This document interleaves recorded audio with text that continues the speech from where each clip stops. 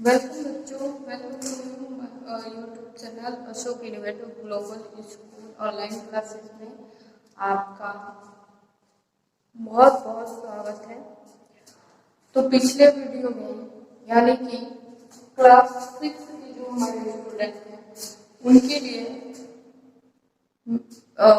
First chapter का यानी कि भाषा और व्याकरण का मैंने ये चैप्टर एक्सप्लेन किया था। और जिसके पास बुक ना हो स्टूडेंट आके ये बुक स्कूल से ले जाइए, तभी आपको एक्सरसाइजेस करने में थोड़ी सी और आसानी होगी। तो आइए हम फर्स्ट चैप्टर का एक्सरसाइज आपको बताते हैं, ठीक है। शुरू करते हैं हम। सही विकल्प पर सही का निशान लगाएंगे। देखिए पेज नंबर 6 पे दिया गया है, ये थोड़ा सा है, फिर 7 पे, ठीक है। इसको हम आपको बताते जाएंगे और आप लोग पेन और कॉपी के साथ बैठिएगा और इसको राइट कीजिएगा, ठीक है। तो आइए हम इसको आपको बताते हैं। पहला हमारा क्या है, सही विकल्प पर सही का चिन्ह लगाइए। पहले का क्या है, भाषा शब्द भाष्य धातु से बना है जिसका अर्थ है, क्या अर्थ है, बोलना, लिखना, गाना, पढ़ना। तो इसमें का हमको हमारा कौन सा सही है, क का अ जो है क्या है, बोलना, ठीक है, बोलेगा। ख पहले का ख का क्वेश्चन क्या है, भाषा के भेद। भाषा के कितने भेद होते हैं, तो यहाँ ऑप्शन दिया है, अ में मौखिक, ब में लिखित और स में अ व ब दोनों, ड में कोई नहीं। तो हमारा इसमें कौन सा सही है, स, क्योंकि मौखिक भाषा लिखित भाषा तो भाषा के ही भेद है, तो इसमें हमारा स सही है। यानी अ व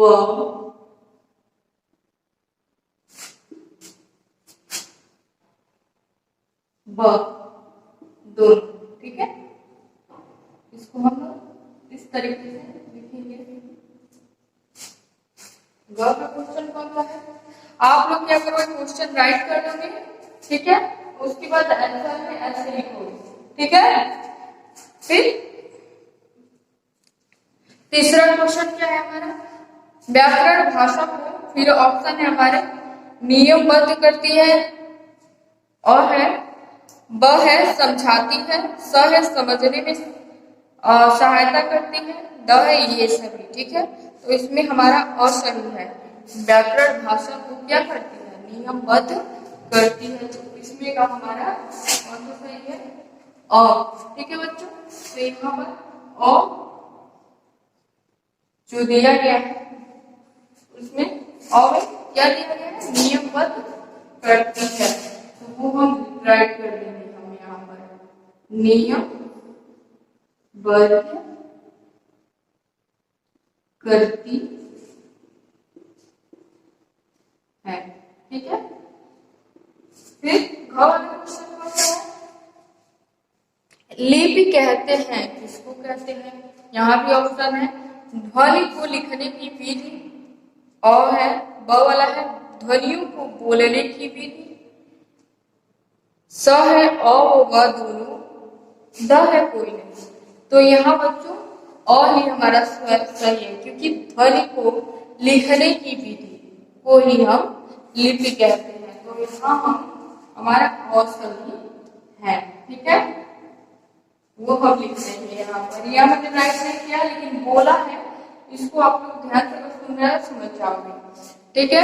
फिर लास्ट है अंग हमारा, यानी कि पहले का अंग, भारत की राष्ट्र भाषा। तो पहला ऑप्शन है हिंदी, दूसरा है गुजराती, तीसरा है अंग्रेजी, चौथा है मराठी। तो सब छोड़ेंगे, अगर आप जानते हैं तो आप लोग तुरंत लिखेंगे हिंदी। तो पहला ऑप्शन है हमारा क्या, अ सही है, यानी कि हिंदी। ठीक है,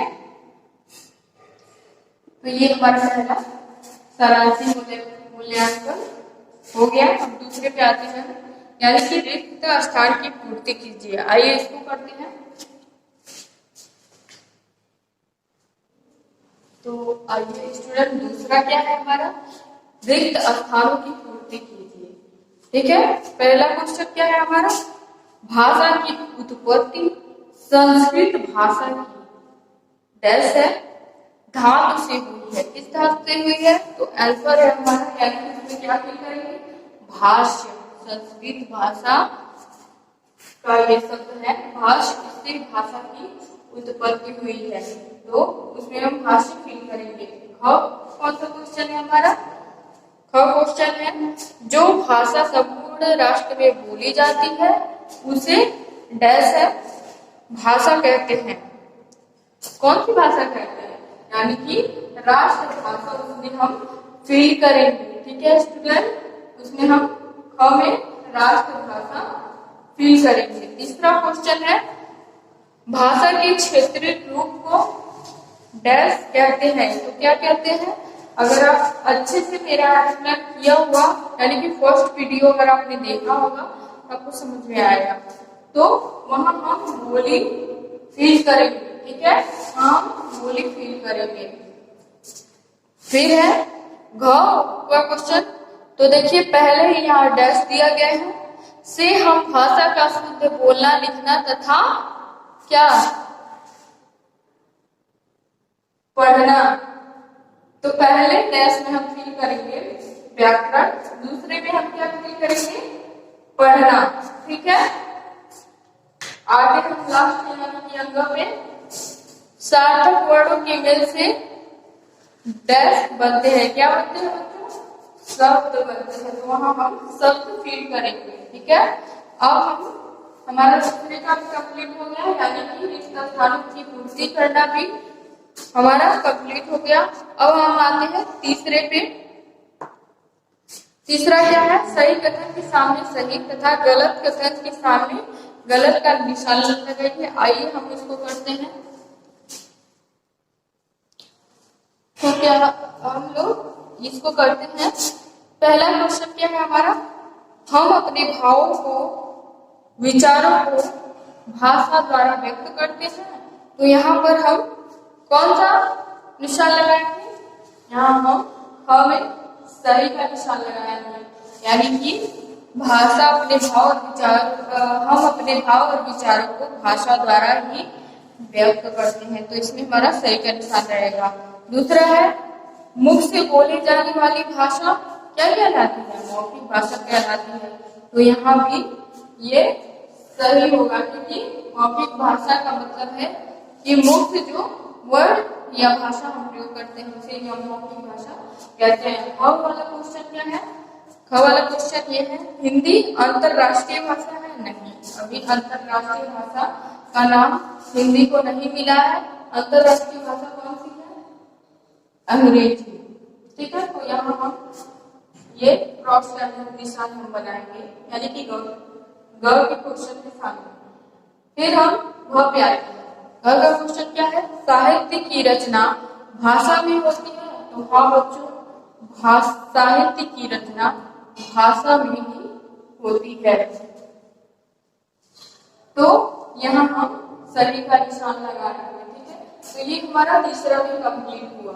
सही के सामने सही और गलत के सामने गलत का निशान लगाना। ठीक है, फिर हम आगे बढ़ते हैं, यानी कि निम्नलिखित प्रश्नों के उत्तर दीजिए।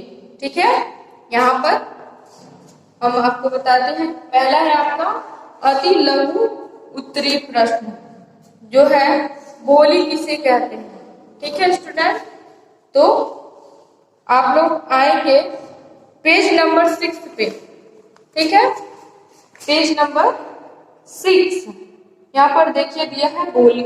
ठीक है, यहाँ ब्लैक में एकदम मोटे अक्षरों में लिखा है, भाषा के क्षेत्रीय रूप को हम बोली कहते हैं। तो ये इतना आपको राइट करना है, या किस पे, लघु उत्तरीय प्रश्न पे। ठीक है, उसके बाद दूसरा क्वेश्चन क्या है, भाषा के भेद बताइए। ठीक है, यानी कि भाषा के भेद कितने होते हैं। तो स्टूडेंट मैंने आपको बताया था ना भाषा के भेद कितने होते हैं, 2। तो यहाँ पेज नंबर 5 पे आप आइएगा, पेज नंबर 5। तो यहाँ पे आपको देखिए यहाँ पर दिख रहा होगा भाषा के 2 भेद होते हैं। ठीक है, भाषा के 2 भेद, पहला मौखिक, दूसरा लिखित। तो मौखिक में जितना डेफिनेशन आपको दिया गया है, मुख से जो कुछ भी बोला जाता है उसे ही मौखिक भाषा कहते हैं। यहाँ तक 2 लाइन जो दिया है उसको लिख लीजिएगा। लिखित भाषा में जो डेफिनेशन दिया गया है वो भी लिख लीजिएगा। ठीक है, लेकिन इसके लिए आपको बुक लेना पड़ेगा। बुक रहेगा तो काफी आसानी हो जाएगी तो बुक ले लीजिए। ठीक है, और तीसरा क्वेश्चन क्या है हमारा? तीसरा क्वेश्चन है भाषा के व्याकरण के कार्य क्या है। तो स्टूडेंट आ जाएंगे हम किस पे? पेज नंबर 6 पे। तो यहाँ पर आपको बस व्याकरण का ये नियम लिख दीजिएगा। प्रत्येक भाषा के कुछ नियम होते हैं। व्याकरण में भाषा के नियमों की चर्चा की जाती है। व्याकरण के आधार पर ही हम भाषा का प्रयोग करते हैं, उसे समझते हैं। ठीक है, इसको लिख दीजिएगा। ठीक है, उसके बाद लघुत्तरी का लास्ट क्वेश्चन है लिपि का अर्थ बताइए। तो लिपि का अर्थ क्या होता है बच्चों? लिपि का अर्थ वैसे भी लिख सकते हो, लिपि का अर्थ है लिपना। ठीक है, उसके बाद आगे का क्वेश्चन है लघु उत्तरी प्रश्न, यानी कि थोड़ा सा और बड़े में आपको बताना है, समझाना है। ठीक है, इसको हम करते हैं। तो आइए स्टूडेंट, हम आपको लघु उत्तरी प्रश्न भी बताते हैं। भाषा किसे कहते हैं? ठीक है, सबसे ऊपर देखिए पेज नंबर 5 पे दिया गया है, ये येलो कलर के से अंडरलाइन है। इसकी परिभाषा है भाषा वह साधन है जिसके द्वारा हम बोलकर अथवा लिखकर अपने भाव और विचारों को दूसरे तक पहुंचाते हैं या दूसरों के भाव विचारों को समझते हैं, उसे ही हम भाषा कहते हैं। ठीक है, ये जितना भी डिफिनेशन है वो लिख लीजिएगा, ये 2 ही लाइन का है। ठीक है, इसको भाषा किसे कहते हैं इसमें लिख लीजिएगा।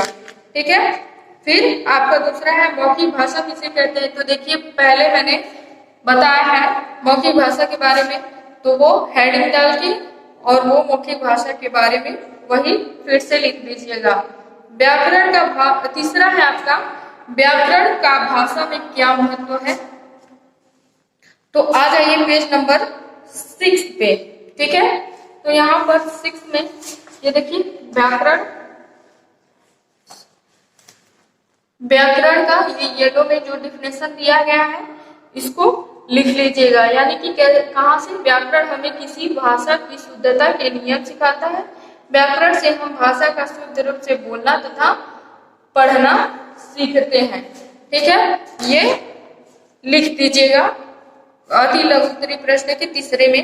और चौथा है राष्ट्रीय तथा अंतरराष्ट्रीय भाषा में अंतर बताइए। ठीक है, तो यहाँ पर आप लोग अंतर कैसे बताओगे? आप लोग वहां पे उत्तर डाल के राष्ट्रभाषा का हेडिंग डाल के ये डिफिनेशन, यानी कि पेज नंबर 5 पे जो है भाषा के रूप में मातृभाषा, प्रादेशिक भाषा, राष्ट्रभाषा, अंतरराष्ट्रीय भाषा, तो ये लिखोगे राष्ट्रभाषा के बारे में। कोई भाषा जब किसी राष्ट्र के अधिकांश भूभाग पे बोली जाती है, ठीक है, वह राष्ट्रभाषा कहलाती है। जैसे हिंदी भारत की राष्ट्रभाषा है, वैसे अंतरराष्ट्रीय भाषा के बारे में लिखोगे आप लोग, जो 2 लाइनें दी गई हैं। ठीक है, इसको आपको लिख लेना है। ठीक है बच्चों, तो ये आपका ये लघु उत्तरी भी खत्म हुआ। अब आते हैं विस्तृत उत्तरी प्रश्न पे। भाषा तथा बोली में का अंतर स्पष्ट कीजिए। ठीक है स्टूडेंट, तो आइए पेज नंबर 6 पे। ठीक है, ये देखिए पर्पल में जो दिया गया है, दिख रहा है आप लोगों को? ये पर्पल में जो दिया गया है भाषा एवं बोली में अंतर, ये 3 लाइनों में आपको अंतर बताया गया है। ठीक है, ये 3 लाइनें आप लोग उसके आंसर में लिख लोगे। ठीक है, उत्तर डाल के अपना वो कैसे लिखोगे? भाषा एवं बोली में अंतर, ये हेडिंग डाल के ब्लैक पेन से आपको लिखना है। ठीक है, ब्लैक पेन से हेडिंग डालोगे, ब्लू पेन से इसका आंसर दोगे। ठीक है, आते हैं हम फिर मातृभाषा किसे कहते हैं, उसको उदाहरण सहित स्पष्ट कीजिए। तो ये देखिए भाषा के रूप में मैंने बताया कि मातृभाषा जो दिया गया है पहला, ये हेडिंग डाल के आप लिख लीजिएगा। बच्चा अपने परिवार या माता के साथ रहकर जो सीखता है उसे मातृभाषा कहते हैं। किसी हिंदी भाषी परिवार में ये इतना लिख लीजिए, इसकी मातृभाषा होती है। ठीक है, भाषा के रूपों का वर्णन कीजिए।